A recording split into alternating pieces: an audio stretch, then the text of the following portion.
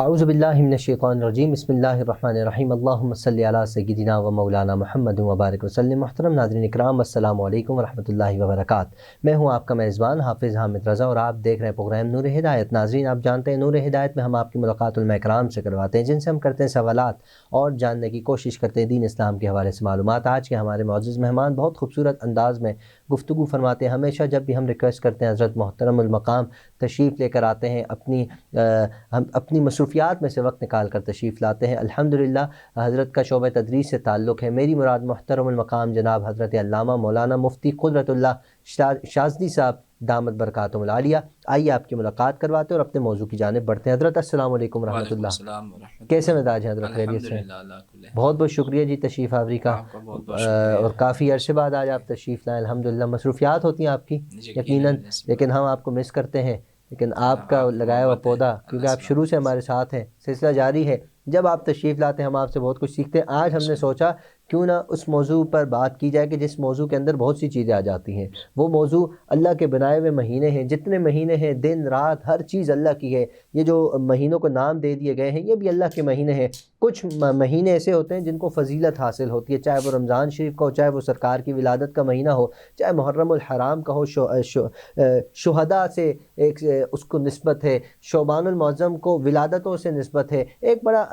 اچھا سلسلہ ہے، ہر مہینہ اللہ کا پیارا مہینہ ہے۔ شعبان المعظم کے حوالے سے بہت سی فضیلتیں ہیں، اس حوالے سے آج ہم جاننے کے لیے مفتی صاحب کے ساتھ ہم بیٹھے ہیں۔ آج ہم جانیں گے شعبان المعظم کو اللہ کریم نے کیا فضیلتیں عطا فرمائی، اور اس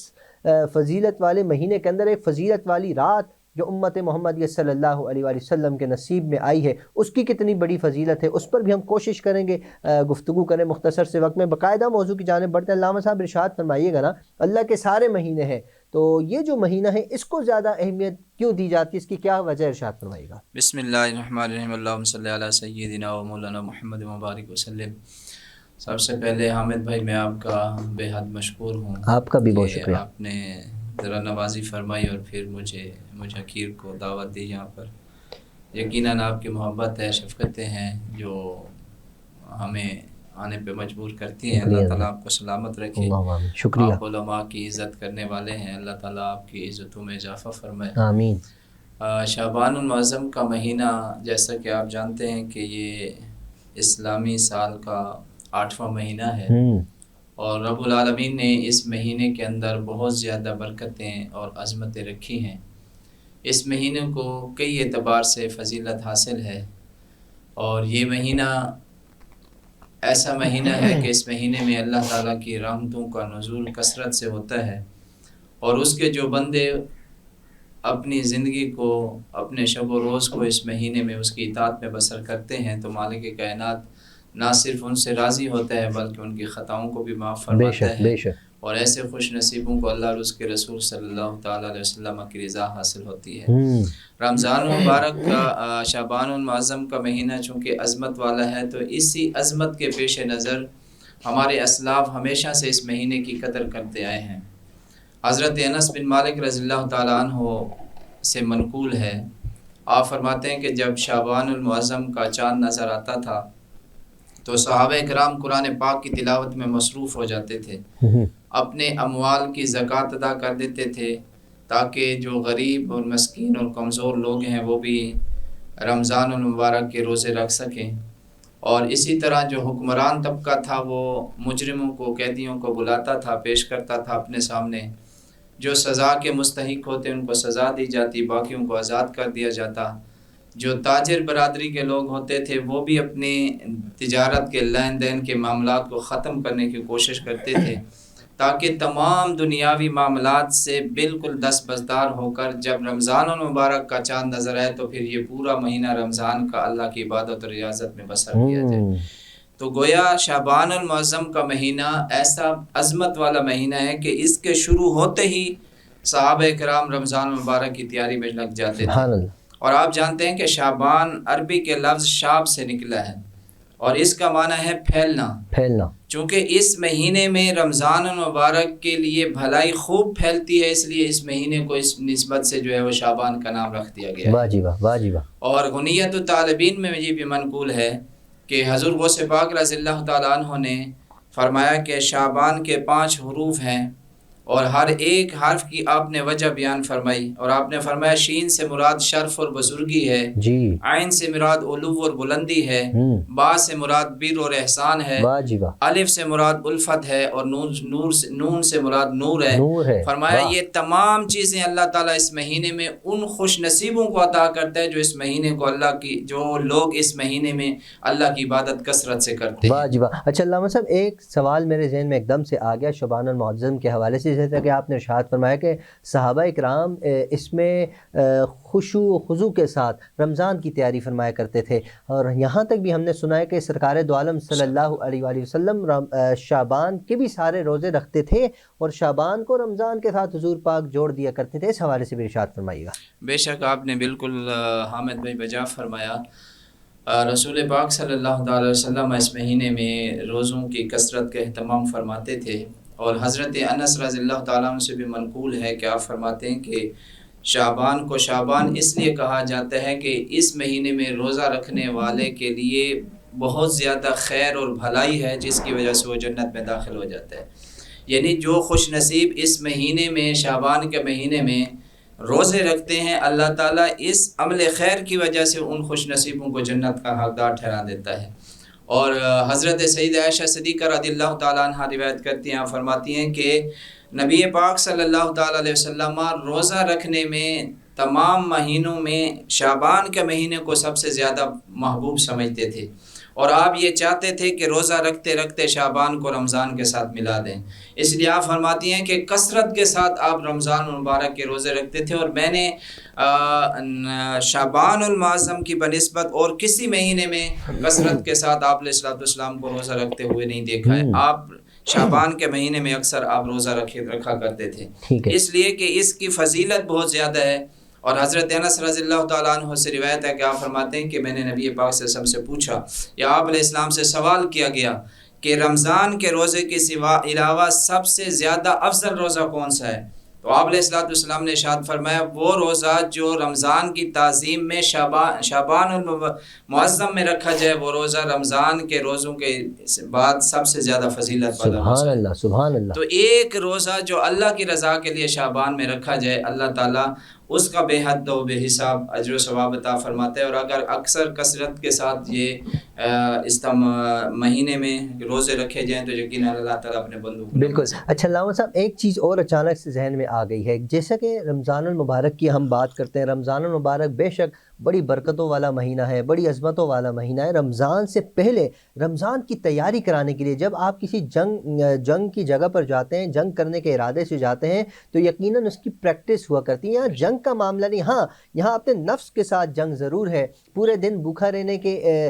کے لیے آپ کو یقیناً تھوڑی سی اپنے نفس کے ساتھ جنگ کرنی پڑے گی، اپنے پیٹ کے ساتھ تھوڑی سی جنگ کرنی پڑے گی، اس میں ہم تو پورا دن کھانے پینے والے لوگ ہیں نا۔ لیکن سرکار دو عالم صلی اللہ علیہ وآلہ وسلم کی امت کے لیے اللہ پاک نے کتنی آسانیاں پیدا فرما دی ہیں۔ پہلے ہمیں شب معراج ملتی ہے، شب معراج سے جب ہم آگے کی طرف بڑھتے ہیں، شب معراج کے بعد شب برات کا تحفہ آتا ہے۔ میں چاہوں گا ارشاد فرمائیے گا اس مہینے کی خاصیت کیوں اسی وجہ سے تو نہیں کہیں بڑھ گئی کہ اس کے اندر اللہ پاک نے شب برات بھی عطا فرمائی؟ آپ کیا فرماتے ہیں اس حوالے سے؟ یقیناً حامد بھائی، اس لحاظ سے تو اس مہینے کو فضیلت حاصل ہے، جیسے میں نے ابتدا میں بھی عرض کی کہ اور بھی بہت ساری اس کی ایسی چیزیں ہیں کہ جس کی وجہ سے اس مہینے کو جو ہے وہ فضیلت کافی حاصل ہے۔ مثال کے طور پر اس مہینے میں ایک تو یہ ہوا کہ نبی پاک صلی اللہ علیہ وسلم کی سب سے دیرینہ آرزو جو تھی کہ کعبۃ اللہ کو جو ہے وہ قبلہ بنا دیا جائے، تو تحویل قبلہ کا حکم بھی شعبان المعظم میں ہی سبحان اللہ، سبحان اور اللہ۔ اس کے ساتھ ساتھ تیمم کے جو مسائل تھے، احکام تھے، وہ بھی اسی شعبان کے مہینے میں نازل ہوئے۔ اور اسی طرح 10 شعبان المعظم 2 ہجری میں رمضان مبارک کے روزے فرض ہوئے، اور اسی مہینے میں ہی آپ علیہ السلام نے حضرت سیدہ حفصہ رضی اللہ تعالیٰ عنہ اور حضرت جویریہ رضی اللہ تعالیٰ عنہ سے نکاح فرمایا۔ سبحان اللہ۔ اور اسی مہینے کے اندر ہی آیت مبارکہ ان اللہ و ملائکتہ یصلون علی النبی نازل ہوئی۔ اسی وجہ سے علماء نے اس مہینے کا ایک نام شہر و صلاۃ النبی بھی رکھا ہے کہ یہ آیت چونکہ اسی مہینے میں اتری ہے، تو اس مناسبت سے عاشقان رسول کو یہ چاہیے کہ اس مہینے میں کثرت سے زیادہ نبی پاک صلی اللہ علیہ وسلم پر درود و پاک پڑھیں۔ حضرت یہاں تو پھر ایک چیز اور بھی ہمیں نظر آتی ہے، شعبان المعظم میں سرکار دو عالم صلی اللہ علیہ وآلہ وسلم نے 2 نکاح فرمائے، تو عام مہینوں کی بنسبت اگر یہ کہا جائے کہ اس مہینے نکاح بھی زیادہ کیے جائیں، کیا فرماتے ہیں؟ بالکل، یہ تو اور اچھی بات ہے، نبی پاک صلی اللہ علیہ وسلم کی ایک تو سنت کا احیاء ہو جائے گا، اور آپ علیہ السلام کی سنت پر عمل کرنا یہ بھی نبی پاک صلی اللہ علیہ وسلم کی رضا کے حصول کا سبب ہے۔ میں ان کے لیے یہ بات نہیں کر رہا، ہو سکتا ہے بہت سے لوگ اس پہ اعتراض کر بیٹھے، میں ان کے لیے بات نہیں کر رہا، جن کا ہو چکا ہے وہ ظاہر سی بات ہے۔ اچھا حضرت، بات جب نکل ہی گئی ہے، یہ سوال بہت عام ہے، ہر انسان کی زبان پر رہا کرتا ہے، ہر انسان اس بارے میں سوچتا ہے، میں چاہوں گا مختصر سے انداز میں اس کا بھی جواب ارشاد فرما دیجیے گا۔ کہا جاتا ہے 4 شادیاں سرکار کی سنت ہے، نکاح 4 نکاح، ویسے تو مختلف کتب میں ہمیں 11 بھی ملتی ہیں، اس کی تو رہنمائی آپ فرمائیں گے، تو اس کا طریقہ کار کیا ہے؟ کیا جو پہلی موجود ہے ان سے اجازت لے کر، یا بس جب دل آیا نکاح کریں، بھائی سرکار کی سنت ہے، کیا فرماتے ہیں حضرت؟ حامد بھائی، اگر آپ قرآن کا اصول دیکھیں نا، جو قرآن میں اللہ تعالیٰ نے ترتیب بیان کی ہے، تو وہاں تو ابتدائی 2 سے کی گئی ہے، یعنی 1 کا تو ذکر آخر میں آیا ہے، پہلے 2 سے کہا کہ 2 سے شادی کرو، پھر 3 سے، پھر 4 سے، پھر آخر میں فرمایا کہ الا واحدہ، مگر 1 سے کرو، وہ بھی اس صورت میں کہ جب آپ 2 یا 3 اکٹھی رکھتے ہو اور ان کے ساتھ انصاف کا معاملہ نہیں کر سکتے تو پھر جو ہے وہ 1 ہی رکھو، ورنہ ابتدا اللہ تعالیٰ نے 2 سے کی ہے، یعنی کم از کم 2 تو ہونی چاہیے، اور وہ بھی اس صورت میں کہ جب دونوں کے حقوق کو پورا کر سکے، تو اچھی بات ہے 2 ہوں۔ اور باقی یہ ہے کہ اجازت کا جہاں تک معاملہ ہے تو شریعت اسلامیہ نے خاوند کے لیے بیوی سے دوسری شادی کی اجازت جو ہے وہ ضروری نہیں قرار دیا،